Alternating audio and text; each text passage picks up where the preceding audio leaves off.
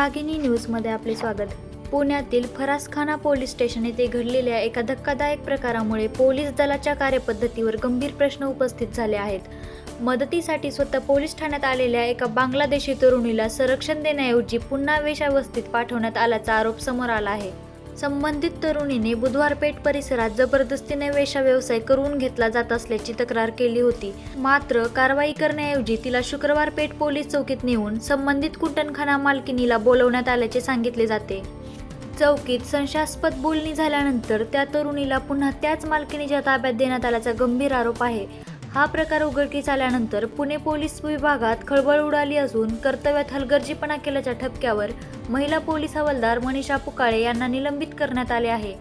या प्रकरणाची पुढील चौकशी सुरू असून आणखी धक्कादायक माहिती समोर येण्याची शक्यता व्यक्त केली जात आहे।